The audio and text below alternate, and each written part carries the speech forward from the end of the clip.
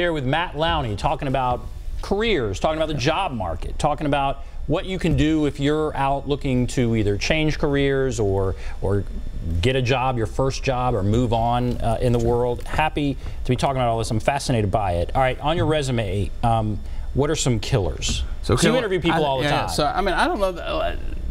I think job seekers worry about that more than employers do. Like, you either are what you are or you're not. I mean, that's one thing I was like, I talk to people about their resume all the time, and they way overthink it. Like, don't make it bad, but it isn't going to get you the job. It might get you a conversation, but if you don't have the exact skill set they're looking for, I'm back to being the referral, employee referral.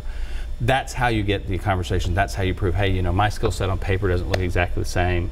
Let's have a conversation, and that's how people do it. It's not like, oh, I see something in your resume that you don't even see. I got to call this person. That's not how it works. So in terms of like red flags, I think job seekers overthink that. But I will say there's things that people should be thoughtful about, like breaks of employment.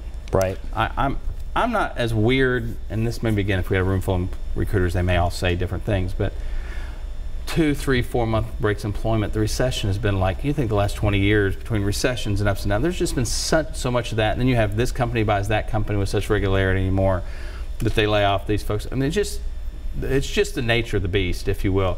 But I think it's been like 5 years, like a stay-at-home mom. A mom who, I have no problem with that. And I would say more than likely, I like when they address that proactively. So address it. Yeah, say what you've been doing. So it looks really weird. It says 2014, and then the next is 2009, and there's like this weird 5-year break. And as an employer, I can't say, did you have a kid? You know, you're not going to say that. But if you say, hey, you know, stay-at-home mom, 09 to 2014 for 2 kids, don't you? And I think people get real cute with it, like domestic engineer, and they're like, talk about finance and budget. I'm like, no, just say you're a stay-at-home mom. We all acknowledge that that's a tough job, and you want to get back, get a crack back at, you know, earn a paycheck. Great, done. Let's talk. Let's move forward. That's the thing that I think people get real worried about. Breaking I think employment. People do worry about breaking employment. I don't know that I'm worried too much about like a month or two. I see a lot of people on their resume try to explain every stop. And I've never seen anybody who, you know, between layoffs or they quit for a better, it just doesn't put a good narrative. Like, every reason you left, I don't really, we'll talk about it if I want to ask you about it. Never, I've been told this, never trash your last employer. Yeah. Is that true? Yeah. And you're probably going to be like their friend at some point in the interview, right? You're going to be like, man, I love when people get comfortable. Your last employer was a real bear. I love when people get comfortable. I think you're right, and that's a good way that people do it too. So they kind of set that up where they can make the person come, yeah, actually, man, that's a real jerk. But here's the reality: Nashville's not that big a place still. All right, I know what employers were a monster to work for, so I have no problem, and I won't mention their names. Don't worry. If you worked at this place for 2 years and left, I'm not even gonna ask you. I know, Lord, you stayed there 2 years. Good for you. You know, I don't need to have that conversation, and you certainly don't need to bring it up. I'll ask you, why did you leave your last job? And you're right to say, don't ever say anything negative, because people don't realize, like, Nashville's not that big, especially in these kind of industry sub-segments, if you will. You just don't have any idea who used to work with who in this place, and it is nutty how many people you'll run into. Like, we used to work 20 years ago, and they still stay in touch. Right. That's what's really cool, both to help people find a job, but also hugely detrimental. So don't get comfortable. That's the one thing you said. Like, there is a formality to this conversation, and there is a cadence to it, and there's the right way to do it.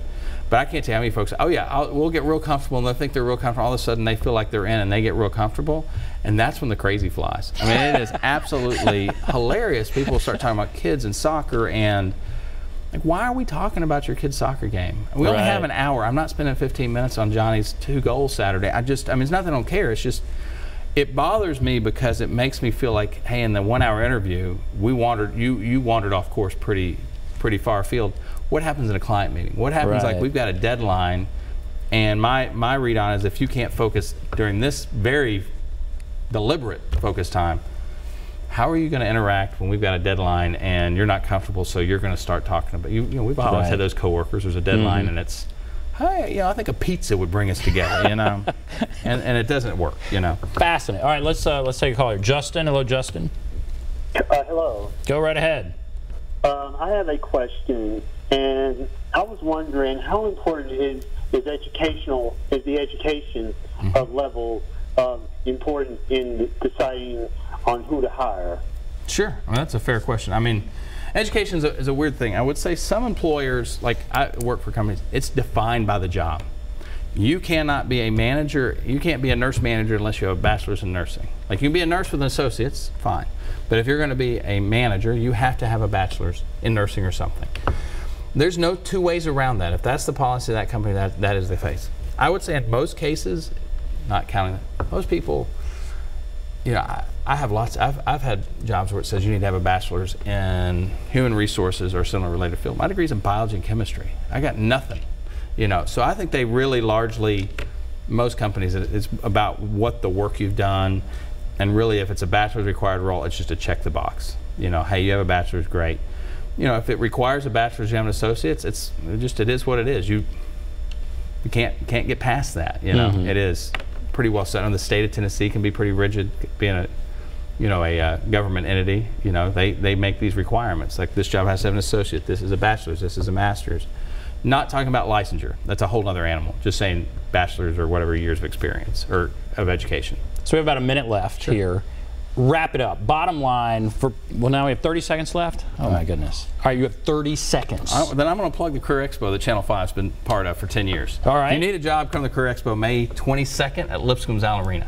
Is that okay? 10 to 12:30. And we have 45 employers. So whatever you're looking for, you can meet somebody in person at one of these employers on the 22nd of May.